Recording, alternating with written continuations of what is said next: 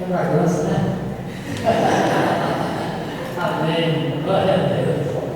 Vamos orar.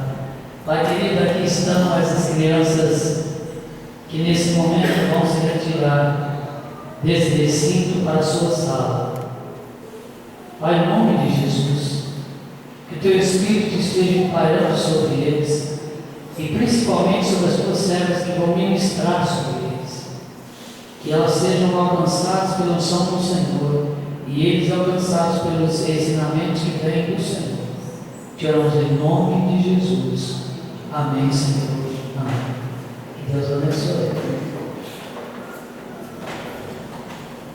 Abra sua Bíblia, se você a trouxe, e nós queremos ler a segunda carta de Paulo a Timóteo, no capítulo 4, do verso 1 ao verso 5.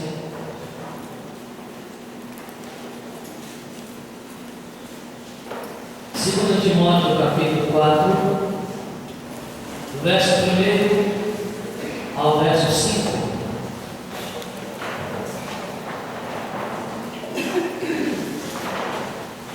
Carta do apóstolo Paulo, escrevendo ao seu filho na fé Timóteo, na segunda carta, no capítulo 4, do verso 1 ao verso 5, nós lemos: Conjuro-te, pois, diante de Deus e de Cristo Jesus, que há de julgar os vivos e os mortos na sua vida e no seu reino, prega a palavra, insta a tempo e fora de tempo, admoesta, repreende, exorta com toda longanimidade e ensino, porque verá tempo em que não suportarão a sã doutrina, mas tendo coceira nos ouvidos, cercar-se-ão de mestres, segundo as suas próprias cobiças, e se recusarão a dar ouvidos à verdade, voltando às fábulas. Tu, porém, se sóbrio em tudo, sofre as aflições, faze a obra de um evangelista e cumpre bem o teu ministério.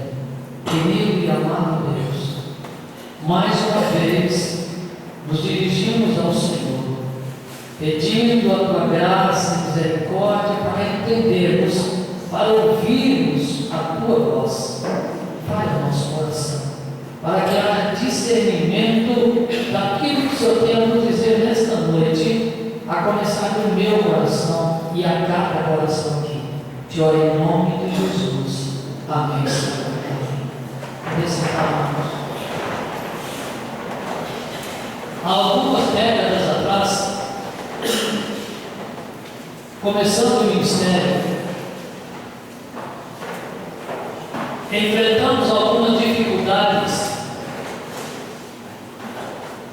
A maioria delas é porque, ao pegarmos verdades que vão de encontro a feridas ou que machucam, nem sempre é agradável de se ouvir. Mas creio que também um percentual dessas dificuldades tenham sido devido ao entusiasmo de um resto pastor ordenado, a pouca idade e a ousadia e intrepidez de querer fazer muito em pouco tempo, e às vezes extrapolamos em afirmações da verdade que, por buscarmos a verdade mais absoluta, acabou que afirmamos ou afirmávamos verdades de forma mais dura. Alguns momentos experimentamos no ministério situações complicadas. Lembro-me que numa ocasião, em Belo Horizonte, nosso templo era de telhado de zinco, 1984. Tínhamos duas cornetas na torre do templo, e essas duas cornetas, 8h30 da manhã, eu fazia um programa como se fosse um programa de rádio, mas alto-falante. De 8h30 às 8h45, ainda passava algumas músicas com convidava as pessoas para o culto, às 9 horas da escola bíblica, e 5 para 9, depois pregava aí 8, 10 minutos, 5 para 9 e desligava o aparelho, parte da igreja já estava chegando. Isso foi por 7 anos, quando operamos a garganta, até a população do bairro começou a cobrar que tínhamos parado de fazer isso. E numa dessas manhãs de domingo, quando eu pregava, não me lembro mais o texto, nem o contexto em que eu pregava, começou a cair pedra no telhado. E uma pedra pequena no telhado de zinco faz um barulho enorme.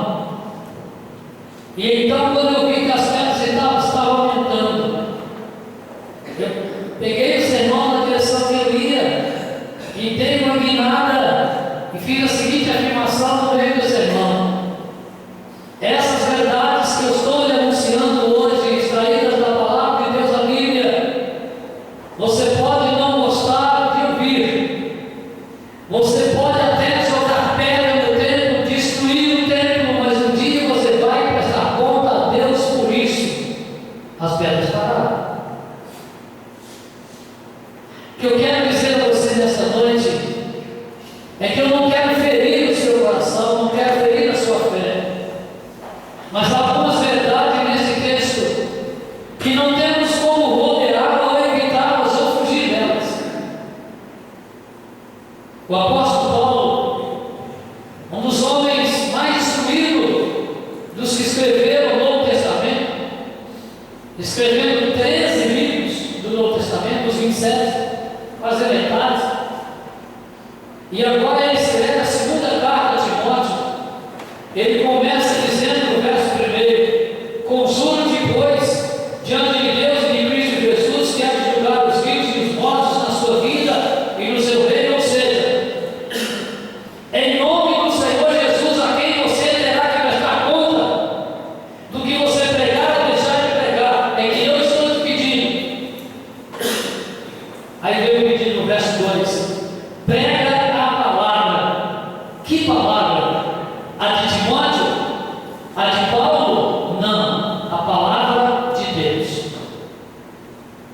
Amados, quando perguntava algum tempo atrás por que eu sou tão apaixonado com a Igreja Batista, a pessoa perguntou e já fez um comentário: talvez seja porque o senhor nasceu nela,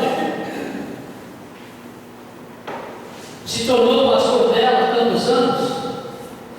Mas quando ele terminou a argumentação, ele disse: não, não é por isso. Eu amo a Igreja Batista, porque entre os evangelhos, ou as igrejas evangélicas, quase que geral, é praticamente a única que está aberta para discutir, ser questionada em qualquer pontos doutrinários dentro da palavra. Para nós batistas, a Bíblia é a regra de fé e prática, o código espiritual de leis. Está na Bíblia, é para fazer. Não está, não é para fazer. Ela manda, é para fazer. Ela não manda, vamos ver se ela diz para não fazer. Enfim, qualquer pergunta, temos resposta na palavra. Quem nos acompanha aqui há mais de 16 anos sabe, a nossa classe de doutrina na escola bíblica não tem literatura. São perguntas que as pessoas trazem, qualquer pergunta, e a Bíblia tem que responder. E nessa busca de pregar a palavra de Deus, muitas vezes temos que apontar o dedo, muitas vezes temos que levar o dedo no nariz, muitas vezes temos que mexer na ferida, muitas vezes temos que arrancar a casca da ferida. Isso faz sangrar. Um certo membro da igreja, alguns anos atrás, deu uma ferida, tipo de uma excita na perna, recusava o tratamento e tinha dificuldade para aceitar os curativos dos enfermeiros do posto médico. Várias vezes tive que ir lá, chamado pelos enfermeiros, para convencê-lo e pressioná-lo a deixar fazer o curativo. Por fim, sua perna já estava praticamente um círculo em volta do meio da perna direita, da canela direita, sem carne, só luz. Eu trouxe para o hospital e um dos médicos me disse: pastor, aqui não vai ter jeito, vai ter que amputar em cima na coxa.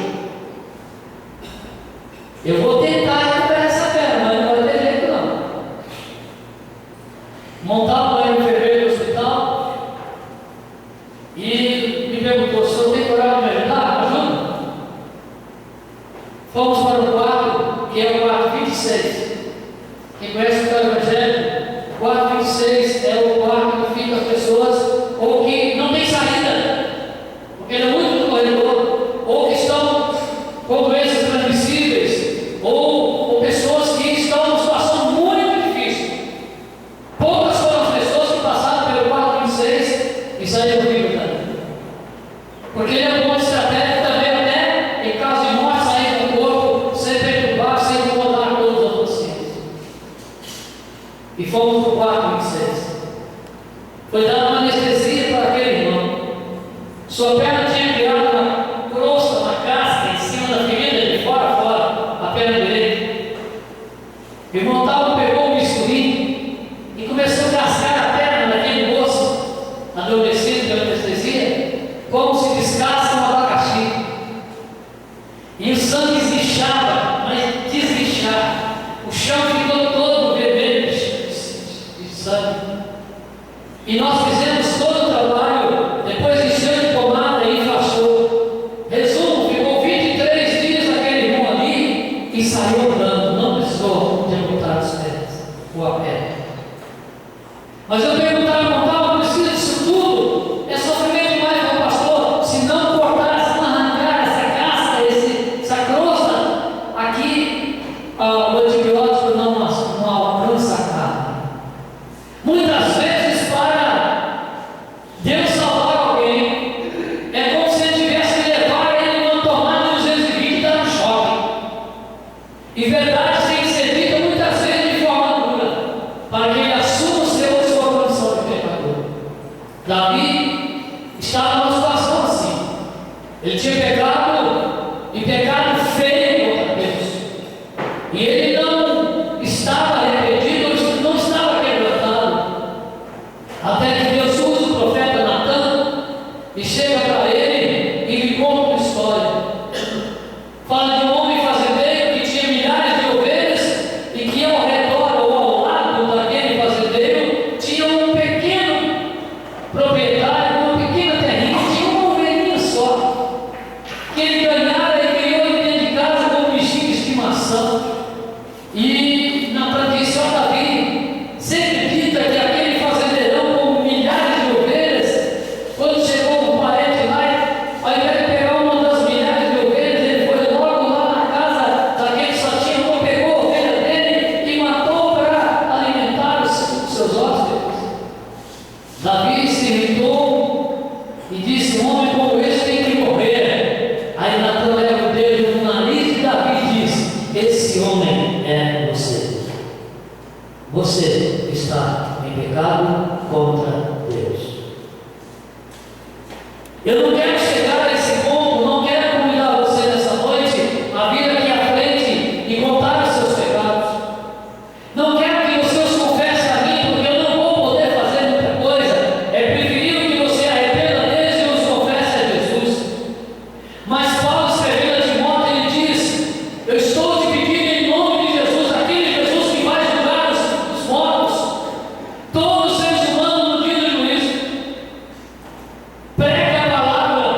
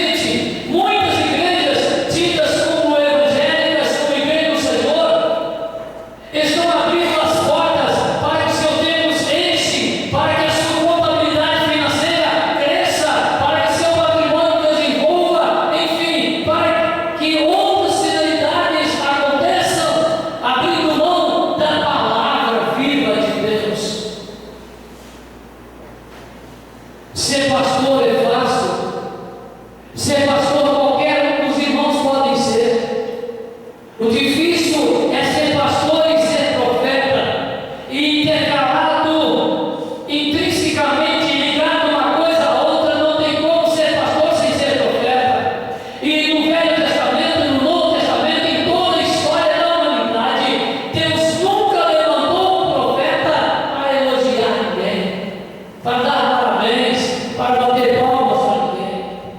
Deus levantou sempre o profeta: vai lá, fala com o povo, mostra o seu pecado, vai lá, mostra fulano o seu erro, vai lá, acusa aquela gente do seu pecado. E os profetas sempre eram mal recebidos.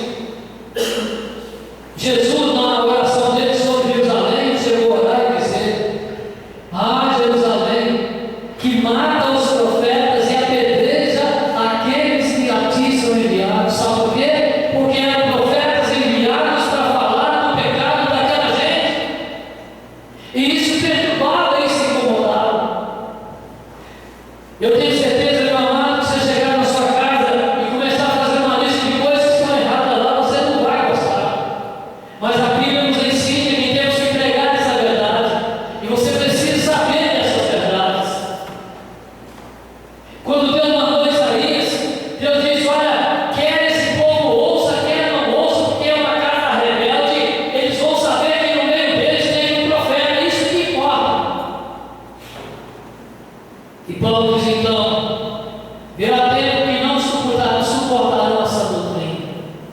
Hoje, grande parte dos líderes de igrejas evangélicas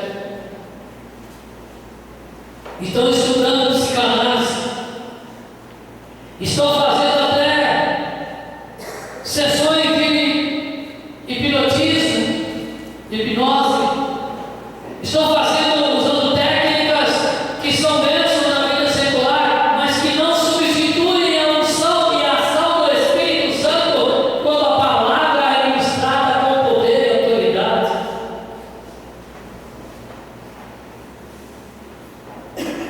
Amados, você precisa tomar cuidado.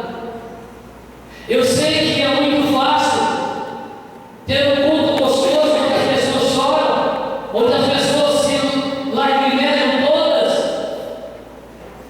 mas mais importante do que isso é sair desse mesmo lugar com ou sem lágrimas, com mais ou menos lágrimas, ou até sem lágrimas, mas saírem dispostos a serem transformados.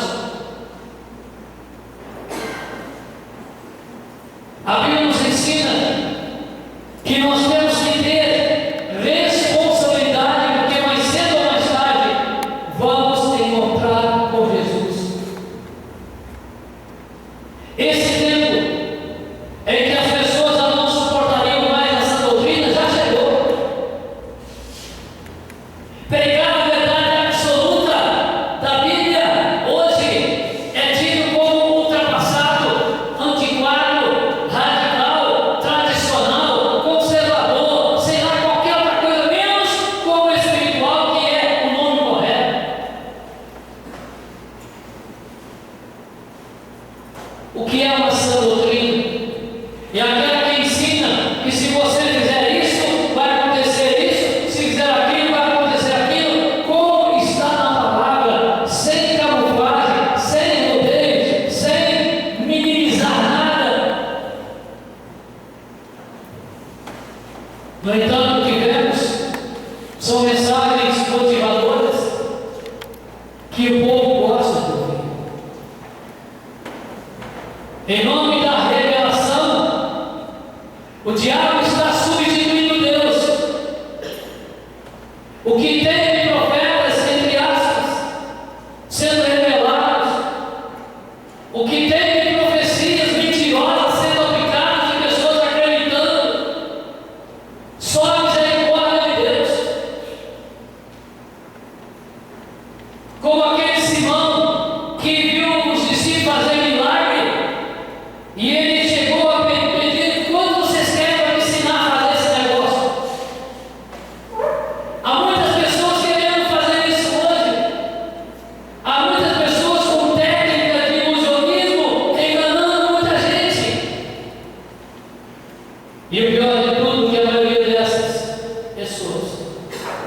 nunca encontraram com Jesus.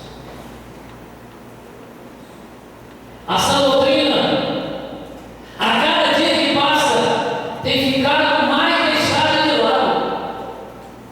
A cada dia que passa, nasce uma nova igreja.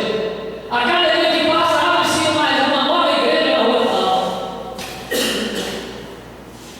Visitei uma irmã dessa igreja essa semana, uma ovelha nossa. E ela me disse: pastor, eu não sei de onde apareceu, mas teve aqui duas pessoas, fulano, ciclano, deu o nome da sua matéria, trouxe aqui um homem que disse que é pastor e que agora em agosto vai abrir uma igreja aqui em Montana e já falou comigo: vou até abrir com o seu pastor, mas você tem que ser minha ovelha. A coisa está fácil. Abrir uma igreja em qualquer canto de rua, em qualquer lugar no Brasil, um país laico onde a Constituição dá o direito de crer no que quiser, é uma bênção para um lado e uma lástima para o outro.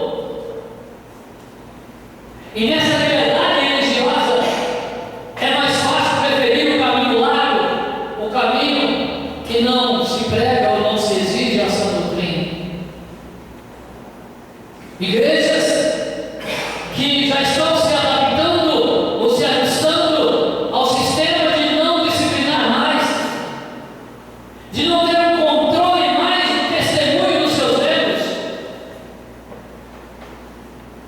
Quando a Bíblia diz à igreja, ao sistema organizacional da igreja, aos profetas e líderes dessas igrejas: se o teu irmão pecar, vai a ele. Se ele permanecer no pecado, leve 2 ou 3. Se ele não retroceder, leve a igreja. Se ele não ouvir a igreja, considere como gentio, como incrédulo, como ímpio, como sem Deus. Desligamento do homem mesmo é Bíblia. Agora vem alguns intelectuais, alguns que se julgam mais sábios do que o próprio Deus que escreveu esse negócio, dizendo: não podemos desligar ninguém do voto mesmo. Não pode subir ninguém, não pode disciplinar. Vamos dar mais uma chance, e mais uma chance, e mais uma chance, e mais uma chance. Até quando? Aquela igreja que Jesus disse lá em Mateus 16, que ele ia instituir e criar, e nem a porta do inferno ia prevalecer contra ela, em muitos lugares deixou de existir.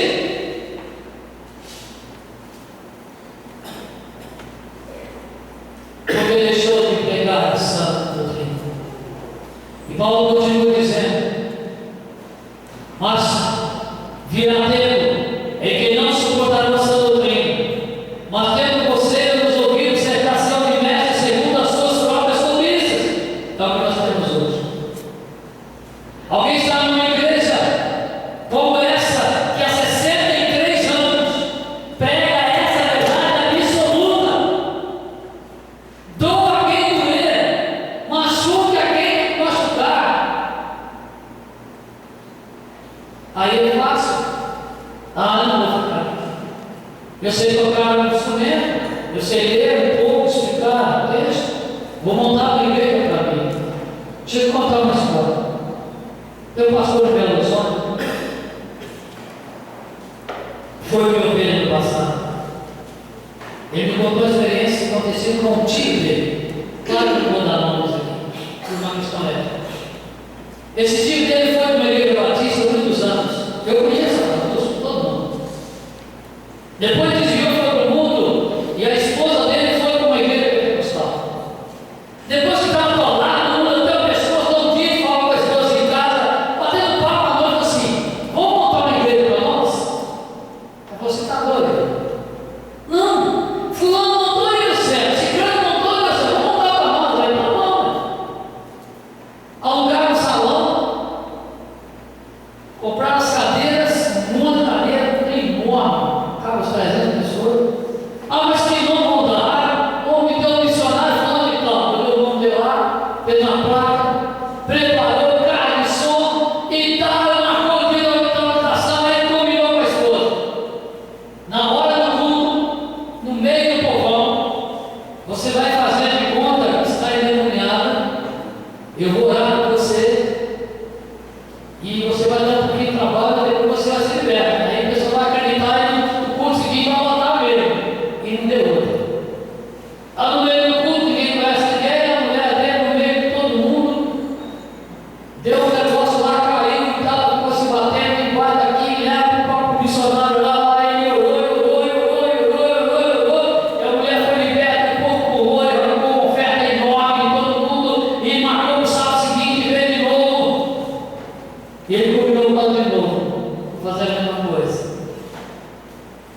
Só que ele não sabia o que ia acontecer. Ele achou que Satanás era um gatinho de estimação que se deita com ele no sofá. E ele não tem coragem de arranhar.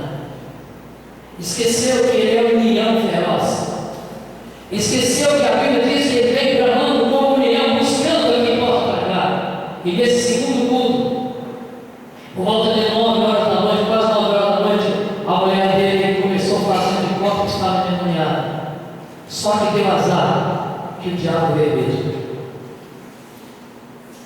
E a cena só terminou meia-noite quando todos tinham ido embora. E foi chamar a polícia e ela foi toda amarrada para o pronto-socorro número 3.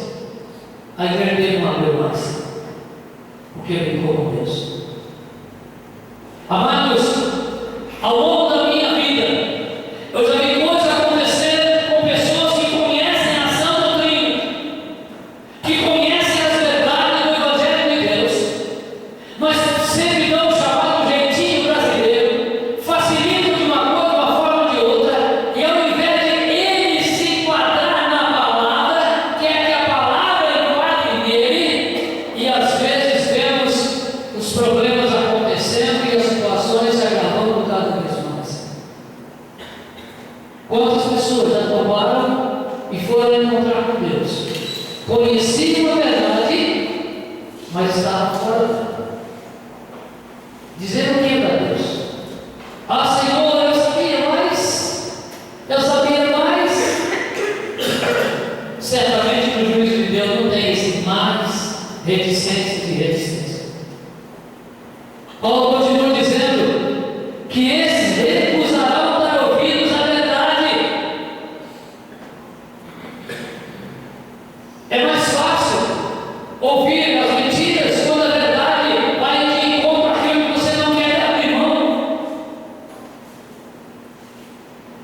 Mas ele diz a Timóteo: você, Timóteo, ser sóbrio em tudo. Você vai ter dificuldade, então sofre as aflições. Faz a obra do evangelista. Cumpre o teu ministério. Você acha que é fácil pregar a verdade? Eu já fui ao longo do meu ministério, por causa do ministério, ameaçado de morte várias vezes. Quantas vezes experimentamos situações difíceis porque a verdade foi dita numa linguagem comum, nua e crua, e doeu. É muito comum terminarmos o culto aqui e aos membros da igreja que têm liberdade, intimidade, que nos amam, dizer para mim: alguém tem uma pessoa que usa essa frase para mim, de vez em quando: pastor, estou todo cheio de hematoma. Outra pessoa fala: pastor, hoje você pregou para mim. Pastor, hoje eu apanhei demais. São coisas que o Espírito Santo é que faz, não sou eu. Mas uma coisa eu quero que você saiba: essa não é a melhor igreja de Mantena. Pode até ter uma ou mais igrejas melhores, mas essa é uma igreja comprometida com a palavra de Deus. A minha preocupação é porque Deus faz questão sim de quantidade.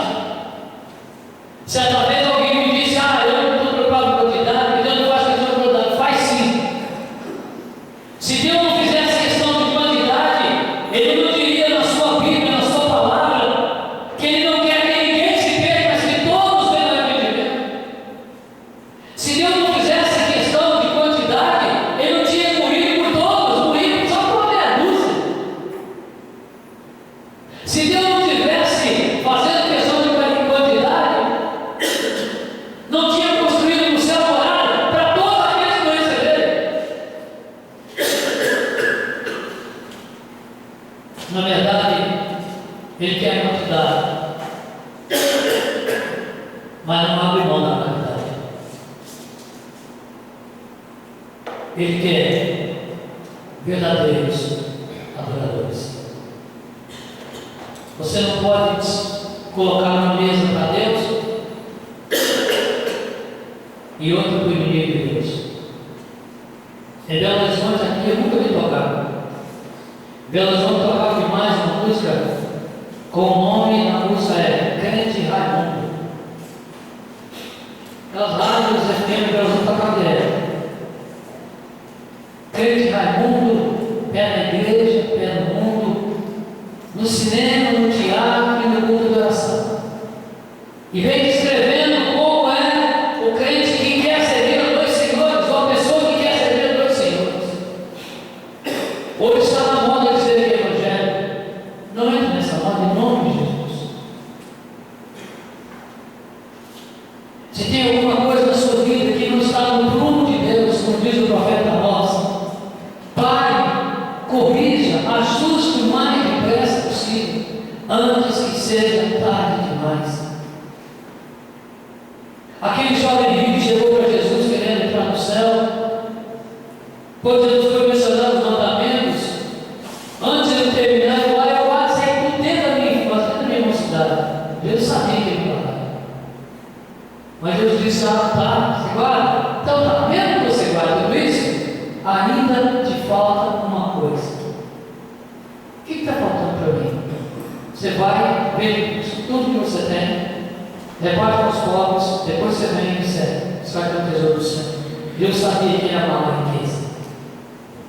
Para aquele jovem falta uma coisa: conversão. E para você? Quantas coisas está faltando?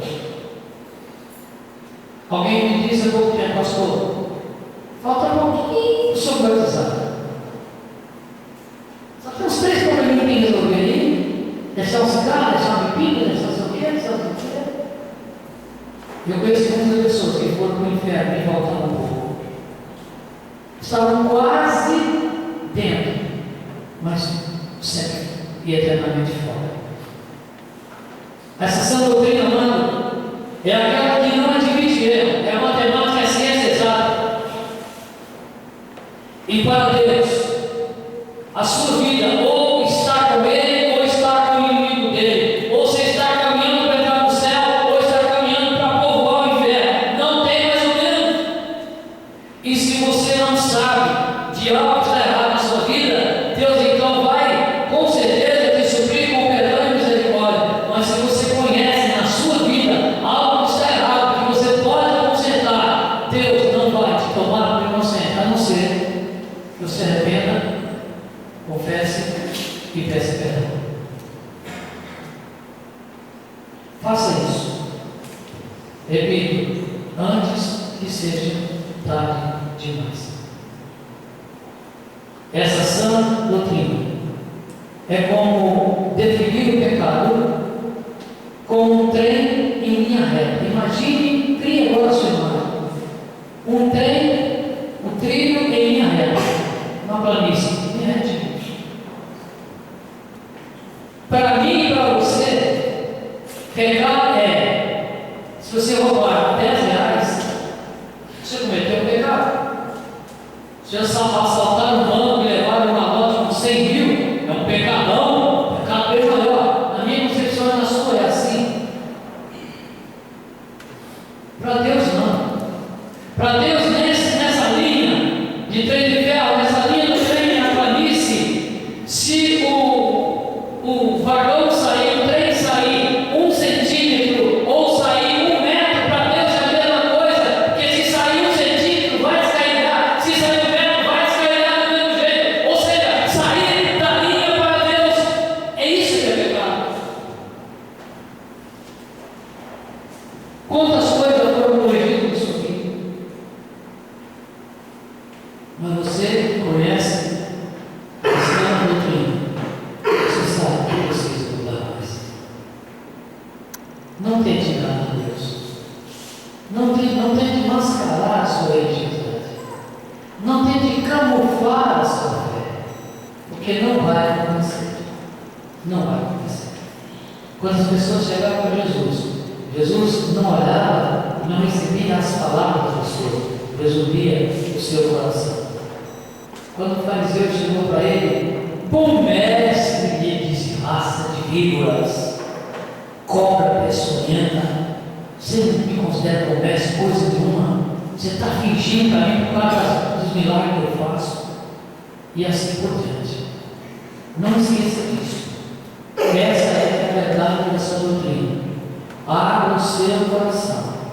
Não negocie com o pecado, porque Deus não vai te tolerar até por muito tempo. O Salmo 1, verso 5, é muito objetivo. Os ímpios não subsistirão no juízo, nem os pecadores na condenação do justo. Um dia, quando você menos esperar, Deus vai te chamar para ser de contas. Essa é a verdade da palavra de Deus. Você que tem preparado para tanta coisa, precisa estar preparado para esse encontro. Querido Deus, eu sei que nós somos limitados. Por mais que tentamos explicar, esclarecer, convencer, deixar claro nas mentes e corações a tua palavra, nem sempre conseguimos. E é por isso que nós temos o teu poder. É por isso que nós desenvolvemos a unção do teu Espírito, que tem como ministério convencer o homem do pecado, da justiça e do juízo. Complete, Pai. Complete aquilo que porventura esteja faltando em cada coração. Mas Deus querido, que as pessoas que aqui estão não venham continuar vivendo, correndo o risco de morrer sem ter feito um acerto com o Senhor. Porque é assim que nos ensina a tua palavra, a tua verdade. Dê-nos oportunidade, proteja essas vidas, salva-os para a glória do teu nome. É a minha oração no nome de Jesus. Amém, Senhor. Amém. Chegamos ao final do nosso culto. Nós vamos ouvir o nosso pós-culto. Logo em seguida, eu vou estar à porta para comentar com você.